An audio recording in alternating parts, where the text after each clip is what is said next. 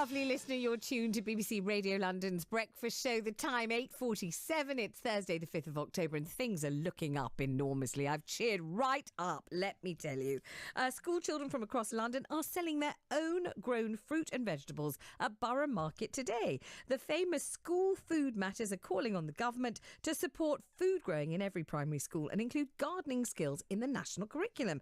And I'm joined by Alex. Hi. Hi. And Ashton, hello. Hey. And they have come here from Sharman Primary School in Southwark, and you have brought the most glorious basket of homegrown produce with you. So let's start with you, Alex. What have you got here? So we've got some squash, tomatoes, garlic. We've also got some corn, and we've also got some lavender.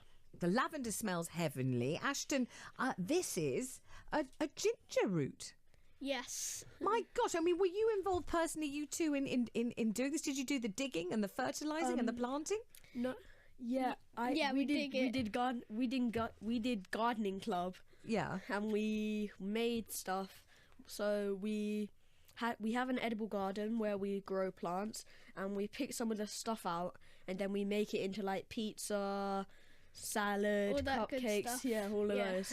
I mean, did you realise before you got involved in all of this that, you have to plant the seed and you have to water it, fertilise it, wait? There's a lot of waiting involved as well, isn't there? Indeed, you have to wait quite a long time. That's the bit that that's the bit I was looking forward to, because you get to wait and then grow and then pick it out and then grow it again. Do you, because you've grown all this produce, do you eat it with more enthusiasm than you would if your mum just went, hey, Ashton, Alex, look, some tomatoes from the supermarket, eat a tomato? Yeah. Is this nicer? Yeah. Why? What's the difference? Why do you like this more? It's it's fresh. Mm-hmm. It's like, it's fresh. Where it's come from as well. Like... where it's not from hot the supermarket. dogs come from.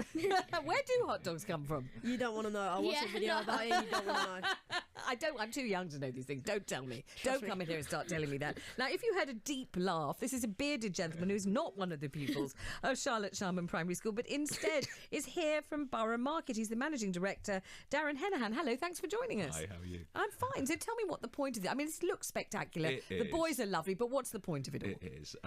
And it's great fun, but there's an important message behind this, because it's so important that as kids are growing up, and indeed for all of us as adults as well, we get in contact with the food that we're eating and understand the effort it takes to create wonderful produce like you have in front of you, but also how rewarding it is to grow it, and how it's important to eat in season and all those good things. So there's some really important life lessons to learn. Let's just see if the boys have grasped the thing about eating in season. You heard him say, Darren, there, it's very important to eat in season. What does he mean? Do you know? So, if you have a winter crop, and you would usually eat it in winter, not in summer. And why would it be a good thing to eat it in season rather than decide you wanted it in the summer? Because it's more of an environment. Like, if you were to eat a winter crop, like Alex said, in summer, it wouldn't really be right. Because why not? Because you wouldn't, if you liked it and you wanted to have a little bit more, there wouldn't be, because you've eaten it all and it was in winter.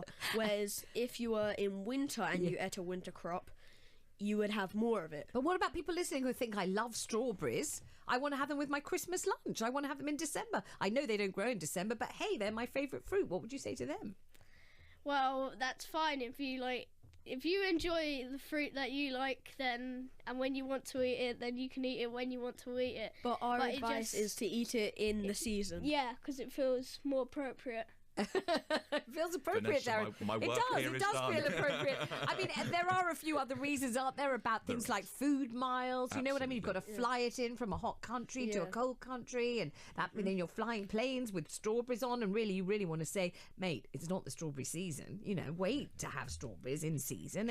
Wait. Yes, just wait. Exactly, just wait. Is that right, Darren? It is. And as you can see, the kids are so enthusiastic about this. It's fantastic. But we also know that not every school is as good as this school. And, we want to try and use this as a way in which we can make it a more universal thing, so that all the kids in London, we have a lot of kids that grow up in flats and it's difficult for them, that all the kids in London get to experience this and have the massive enthusiasm that these pair have. So, Ash and Alex, what's going to happen today? You're actually taking this beautiful, and it really is fabulous. I don't know if we're going to put a picture on our website or something so you can see how great it is, because it really is great. You're going to take it to Borough Market. What's going to happen when you get there? We're going to sell the fruit and vegetables for money. Yeah.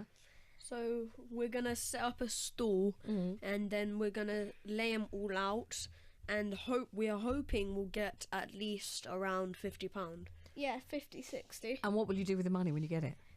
We'll probably use it to grow more crops for other people. That was a very good answer. Perfect answer. And then we kind of repeat the process in a way how we're getting vegetables and stuff. Yeah. Do you know how much to price them at? I mean, how would you know? For example, what's this beautiful vegetable here? And I'm stroking it because it's so gorgeous. It looks like it should be in a painting. It's a butternut squash. And it's a giant one, right? Yeah.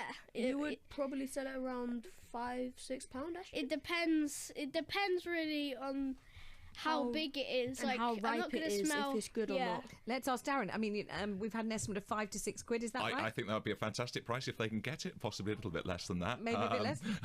But yeah, it's this is the joy of it all. Yeah. And I must say they are incredibly good at selling. They're really good at the big eyes thing as well. How do you know they're good at selling? Have you seen them doing it? Last year, one of my first things I did in Borough Market is go to the harvest sale, and I came back with a lot of stuff. That's all I can say. Tell me how you're going to sell it. Let's imagine that I was one of your customers in Borough Market and I'm looking at your produce. I'm looking at it, but I haven't actually put my hand in my pocket yet. I may buy, I might not buy. What are you going to do to persuade me to buy? Trying to set it all right properly, and depending on the cost, like we have a group of tomatoes here and they're all different sizes and different ripeness. Yeah.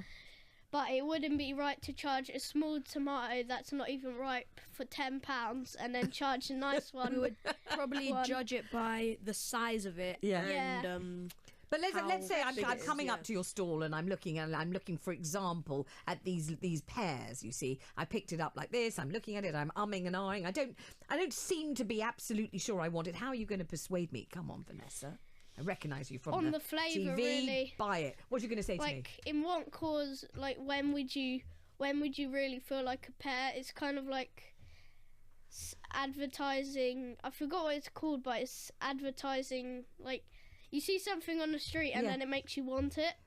Right, so it's sort of appealing to my desire for a pear. Yeah. And what would you might say, for example, are you, madam, are you wondering where this pear comes from? I can vouch for the history of this pear. We ourselves grew it in our own school garden. We followed this pear from the moment it was born till this very day, that type of thing. Yeah. Yeah. Yeah, do you think that will persuade people to part with their money and buy it? Probably. Yeah.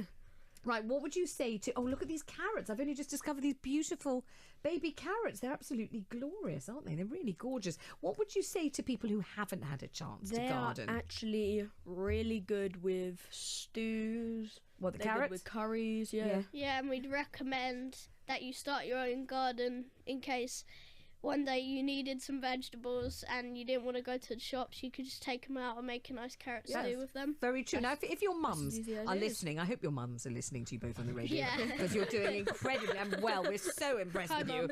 Yeah, hi to all the mums. Hi, mums.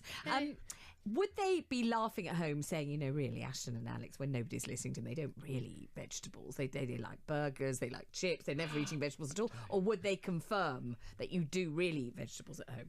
There would. Yeah. It'll probably be a 50-50. If my mum puts them on the plate, yeah, maybe. Like yesterday, I had some chicken and mash with some carrots. I had the carrots as well because it tastes nice. Oh, I have cool. chicken pie and mash, combinations. but we have lettuce, broccoli and carrots, and I eat the pie first, then the mash, and then the vegetables. Okay, well, this is all good, Darren, isn't it? This is exactly best for what we want. last. It is, and we know that kids are far more likely to eat fruit and vegetables if they've been part of the growing experience. And there will makes be it real. parents, don't twiddle with the microphone though, because that makes a horrible noise. There will be parents and schools also listening who kind of are listening to this and think, oh, shame we're not part of this. How do we get to be involved in this? Yeah. So the School Food Matters programme, at the moment, there's 19 schools involved in it, and we're very keen to make it bigger and better. And it's about really finding the space within the curriculum. We know schools are incredibly busy, finding space within the curriculum for it, but also finding the physical space within the schools. A lot of very urban schools find that really, really difficult.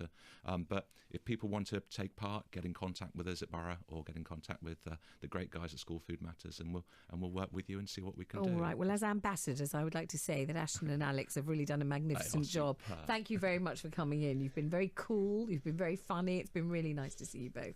Thank you. Thank you. Yeah. And School Food Matters is the organisation if you want to get in touch. We do have a picture of this bountiful basket of produce on our Twitter. You can have a look at it.